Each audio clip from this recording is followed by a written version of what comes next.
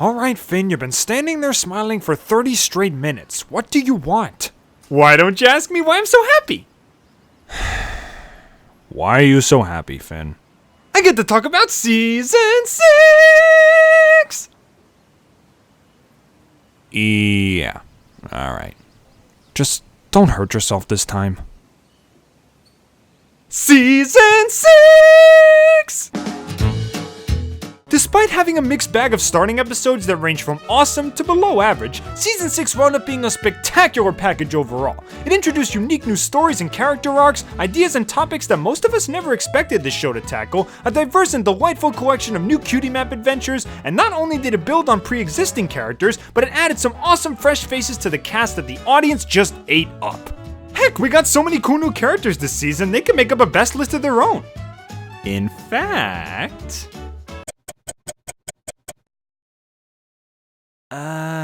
would you guys mind if there were like 12 number ones? Even when the season dropped the ball a few times, some episodes later in the lineup would pick it right back up, often fixing the faults of what had come before. This season did almost everything right. And you know what? I feel it's only fair to give it the send-off it deserves by counting down the 10 episodes that I feel deserve the most praise. With so many spectacular stories this season, it's likely that no two lists will be exactly alike. So feel free to tell me your Season 6 faves in the comments below, as I share mine with you right now. So without further ado, hey, I'm Finn the Pony, and these are my top 10 favorite episodes of MLP Season 6.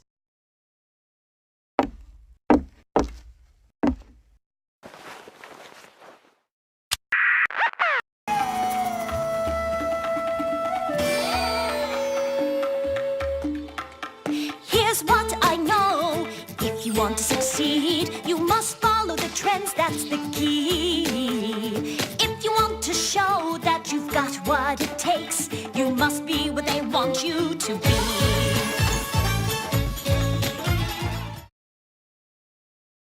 I had been waiting a while to see this location. I'd been waiting for a while to see this team up. I'd been waiting for a while to see these characters again, and this episode delivered all that and more.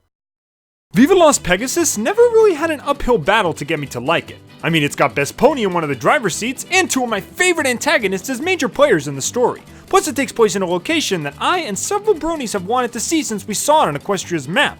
But even putting all that stuff aside, this is still a fantastic episode. The concept of having a friendship problem that branches over multiple groups of ponies was an interesting one, and it gave the drama of the episode a much more spread out feeling. Like if this problem wasn't solved quickly, the whole city could be in jeopardy.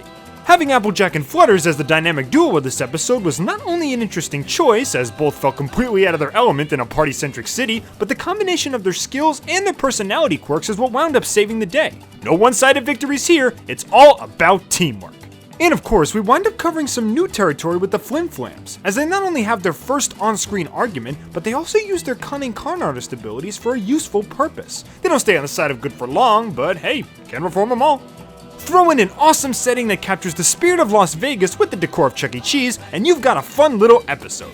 What else can I say except Viva! Viva Las Pegasus!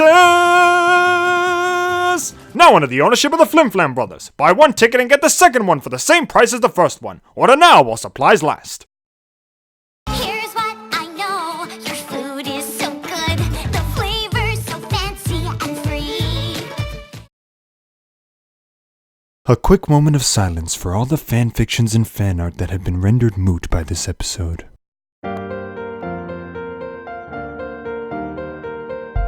And now a moment of celebration for how awesome it was!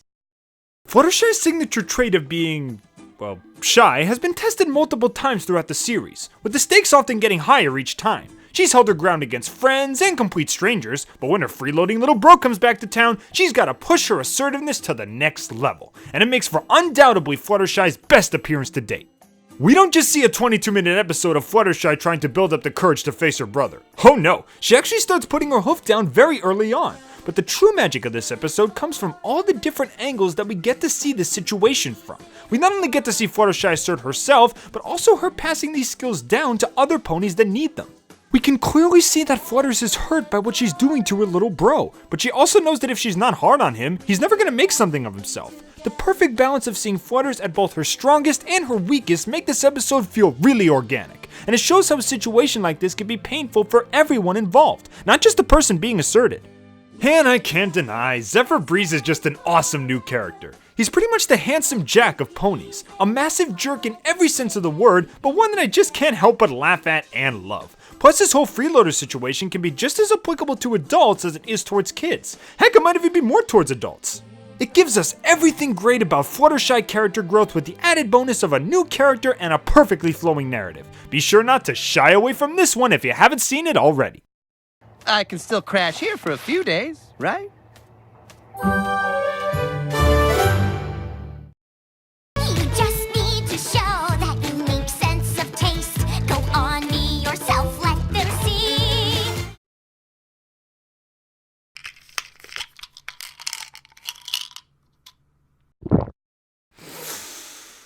Alright, let's do this. It sure took a while for the CMC to gain their footing this season. They started with the lackluster dud, followed by a disappointing train wreck, or car wreck if you will, and finally ended with easily the best of the trio. It's the first episode since Crusaders of the Lost Mark that feels like a genuine step forward in progression for the CMC. They have their cutie marks. They know what they want to do with their lives. They've helped just about every pony in their hometown. So naturally, what should come next for the group? Why, expanding their borders, of course, offering their expertise to citizens of other towns and even entirely different species. This leaves so much potential for future episodes with these three. But aside from progression, there's also the unpredictable story, the adorable musical number, the fact that we finally get a moral centered around not always getting what you first desire, and of course, one of the best new characters all season. Gabby is living proof that just because someone is skilled in many fields doesn't automatically make them a Mary Sue. Beneath all those layers of talent is a likable, sympathetic character that we can all relate to, and I love that. And come on, just look at how adorable she is. I'm just about the most excited any griffin that's ever been about anything. I'm gonna go home and do my very, very best to bring Cutie Mark Crusader values to Griffinstone. Cutie Mark, gonna get my Cutie Mark! Yay! Tell me that you don't want to hug her. It's the post-Cutie Mark CMC episode that I had been hoping for, and I can't wait for more adventures with the trio in upcoming episodes. And if at all possible, more Gabby too. Crusaders forever! It's gonna work, I know it's gonna work. It's gonna work out just fine, trust me. In this heart's warming special, the writers gave to me 12 gifts for giving, 11 trees are shrinking, 10 pinkies bouncing, 9 ponies prancing, 8 potions brewing, 7 blizzards blowing, 6 twilights reading, 5 awesome songs, 4 ornaments, 3 spirits, 2 dancing ghosts, and the Christmas spirit 8 months early.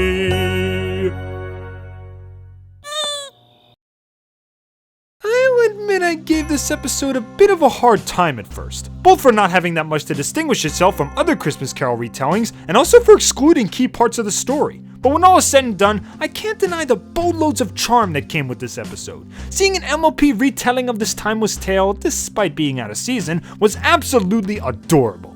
We got casting choices that a lot of us expected, and some that wound up being better than we expected. The animation was vibrant and massive in scale, with tons of impressive visuals in both the background and the foreground. And the music? Well, I can guarantee everyone who watches this will walk away with at least one of these tunes stuck in your head. Heck, if not for Magical Mystery Cure, this episode would have my favorite soundtrack in the series.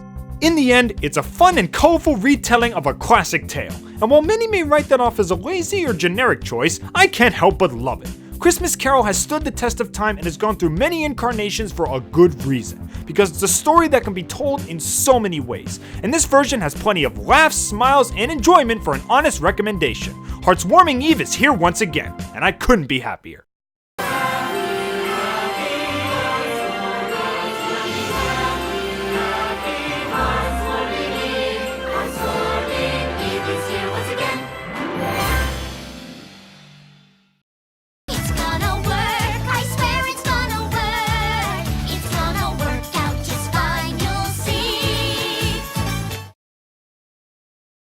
This next episode is kind of like a sedimentary rock.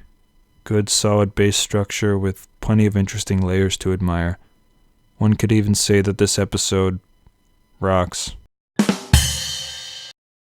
When it comes to enjoyment of episodes, I am a very simple man. Horse. Whatever. I tend to enjoy episodes where there's not all that much plot, but plenty of moments for my favorite characters to shine. And luckily, the gift of Mod Pie takes every opportunity it can to make sure every character has tons of standout moments. Pinky and Mod have always been an adorable pair, but this episode shows how deeply rooted their sisterly love is, with Pinky willingly giving up her most prized possession just to get a gift from Mod, and then Mod teaching her the lesson that buying gifts is not a contest. As long as love and effort is put into choosing the gift, that's all that really matters. You can really sense the family bond between these two, and it's present all throughout the episode. And of course, I can't overlook how perfectly the episode encapsulates the feeling of an actual big city trip. The massive amount of background ponies, the large scale environments, and the bustling vibe that the city gives off makes this whole episode feel really authentic to anyone who's been in this type of setting before. As someone who lives very close to New York City and visits it often, I can tell you that this episode does a good job of capturing what it's like to spend a day there. And then of course there's Rarity's moments as well. Oh, I'm so excited I got the wrong couch! And I know I say excited a lot when I'm actually just kind of excited, but this time I'm really excited about how excited I am about being excited over the wrong couch! Just... aww. Adding some funny moments every step of the way, combining Pinky's bouncy silly humor with Mod's dry delivery and expressions, as well as Rarity's adorable moments, and you have an episode that truly is the gift that keeps on giving. I could use more confetti for my party cannon. You wouldn't believe how much of that stuff I go through in a day.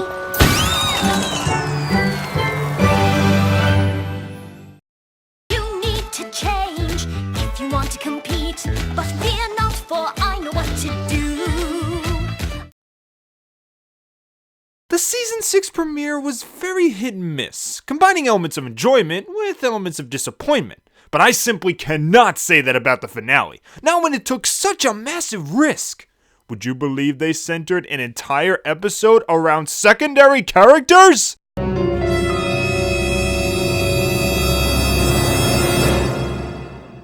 Quite shocking, isn't it? Well, allow me to tell you the tale of what happened on that fateful day. I know a lot of people were skeptical about Starlight joining the main cast at first, simply seeing her as the show's answer to Sunset Shimmer and not much else. But if you ever wanted an episode that shows us just how far she's come as a character, look no further than this 2-part masterpiece. I don't want to go too in depth with this one, as I have a whole Finn's Feelings plan where I talk about how awesome it is, but all you should know is that it provides you with excellent build-up, a great sense of atmosphere, especially inside the Changeling Hive, excellent dramatic and comedic moments, and a fantastic team-up of Starlight, Discord, Trixie, and Thorax, complete with each character playing their part and moments of character development along every stretch of the road. I really hope this will start a trend with MLP writers, where they put the focus on more than just the main 6, Spike, or the CMC from now on. Think of all the ground you could cover with different sets of characters as the stars. But regardless, this episode kept me entertained throughout the entire 44 minutes, and it's one that I'll happily come back to again. Some pony is really gonna have to catch us up on what we missed. I know it feels strange, but trust me when we're done, we'll make sure that you're a hit too. You find yourself at the number 4 spot on this list. Curiosity fills your mind as to what could occupy it.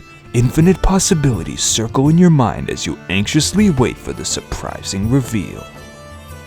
Or at least it would be surprising if the Dungeon Master didn't do a lame joke which pretty much gave it away automatically. Probably should have thought this through. It's rare to come across an MLP episode where the characters in the spotlight are all male, and it's even more rare to have an episode where the main plot is as simple as 3 characters sitting down and playing a tabletop game. But don't let basicness fool you, cause this episode is spectacular.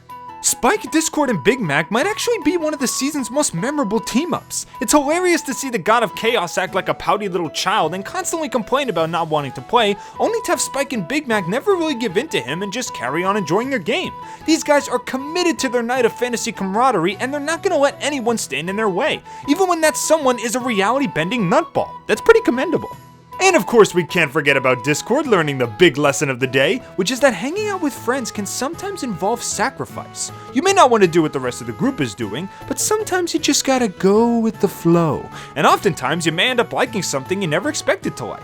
It's nice to see Discord being on the receiving end of some friendship lessons every now and then. He's honestly never really hung out with any buddies aside from just Fluttershy, so we certainly got a long way to go, but I'll happily stick with him every step of the way. In the end, the episode not only provides a plot with plenty of creative potential, heck, D&D is a game all about imagination after all, but it gives the characters a chance to just sit down and be themselves for 22 minutes. And with the cast as memorable as MLP's, that premise is all you need for a satisfying experience.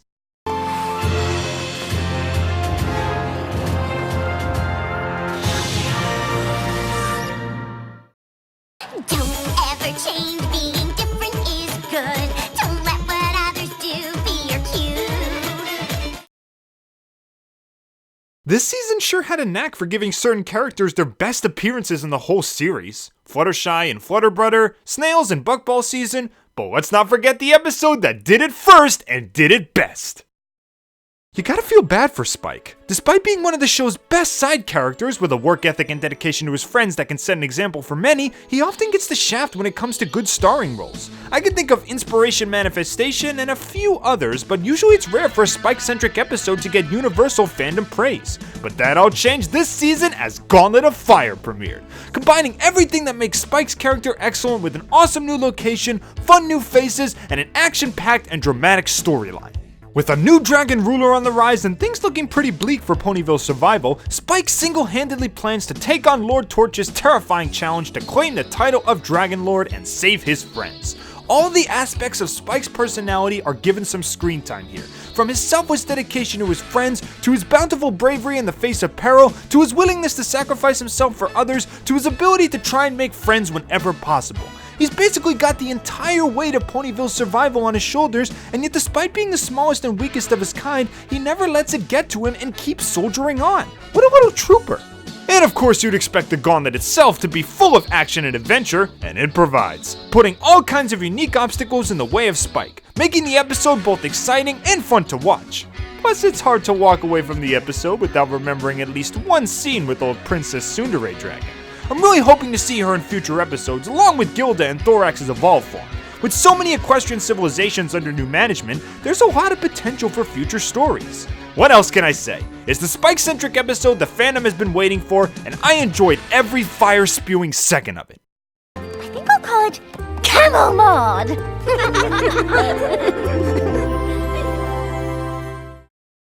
Never rearrange, 'cause some pony said you should. Just trust your heart, it will know what to do. It has been many months since the season premiere. I've reviewed many an episode since that day. But if I had but one regret this season, it's that I never gave one specific episode a proper review. Well, let's try and remedy that right now, stranger than fanfiction!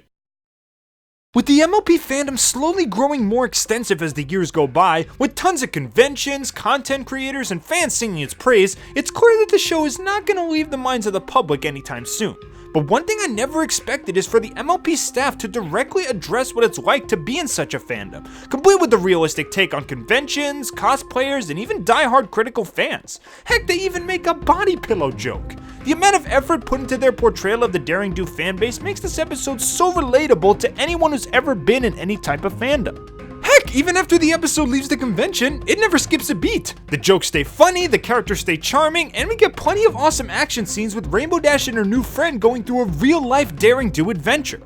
And speaking of Rainbow's friend, Quibble freaking Pants. This has got to be one of the funniest new characters in MLP, period. Voiced by Peyton Oswald, aka Nom Nom from We Bare Bears, aka Remy from Ratatouille, aka Spence from King of Queens. Yeah, in case you can tell, I really love this guy. He perfectly portrays the persona of the common critical fan. He has a massive wealth of knowledge on the source material, but he's still judgmental about certain aspects of the work. He can be critical at times, but he's no stranger to fanboying out every now and then.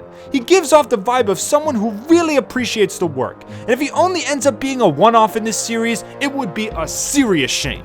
Similar to Slice of Life, this felt like an episode made for the fans, and with a combination of an amazing new character, great humor, and an action-packed daring-do adventure, I admire this episode greatly for everything it dared to do. Do you think A.K. Yearling would consider letting me write the next book? I think I can make things way clearer. I mean, for instance, in the second... Well, that was fun. But before we reveal what I feel is the best of Season 6, let's look at a few runners-up. Applejack's Day Off. A very relaxing episode with some great moments from Best Pony and a really down-to-earth moral. Top Bolt. The moral alone is enough for me to recommend this one, but we also get 2 great new characters and some memorable back and forth between Rainbow and Twilight. The Times They Are a Changeling. Thorax's official debut, complete with awesome Spike characterization and a well-written story, despite a few pacing issues. And No Second Francis. The beginning of Trixie and Starlight sure to be long-lasting friendship, and it's no doubt Trixie's best appearance to date.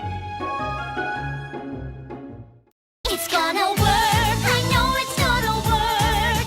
It's gonna work out just fine, trust me. It's gonna work, I swear it's gonna work. It's gonna work out just fine, you'll see. Most of you that have been following me for a while probably think you already know what number 1 is going to be. Well, prepare to be surprised, because it might not be what you think.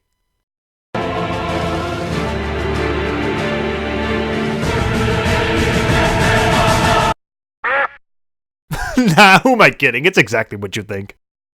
Yeah, I just couldn't help myself. I've watched every episode again, I've watched some other people's best lists, I've contemplated it for a while, but my opinion still stood firm. Saddle Row Review is just a fantastic episode. Every character gets their moments, every joke hits bullseye, every plot point flows so smoothly, the storytelling device is great, the continuity is great, the references are great, the new character is great, the moral is great, and I just love it so much. I appreciate episodes where every main 6 member is put in the spotlight, as it provides opportunities for all of their personalities to work off of each other, and this episode takes complete advantage of that. Every member has a problem to solve, every member has a lesson to learn, and it all molds together into one complete, well-told, laugh-filled story. And the idea of hearing each character's thoughts on the situation in an interview-type style helps you feel closer to the characters than you ever have before, and it just adds to the overall enjoyability. I never would have expected that an episode centered around just renovating a boutique would be this good, but it's got such a unique flavor and charm to it while still keeping the normal spirit of the show intact, both old and new. It's like a mixture of everything that makes MLP a great show, and I guarantee there's something for pretty much every fan in this episode. And honestly, the same can be said for the whole season too. With so many unique types of stories on display, Season 6 was not afraid to take chances. Whether it be introducing new characters, tackling new types of subject matter, or taking well-known stories and characters in a whole new direction. It's living proof that this series has not lost its edge. Exactly how long that edge will last, I can't say, but I'm certainly willing to stick by the show until its eventual end, and I'm sure I'll have many laughs and smiles along the way. Thank you all for watching. I'm Finn the Pony, and I hope to see you all real soon.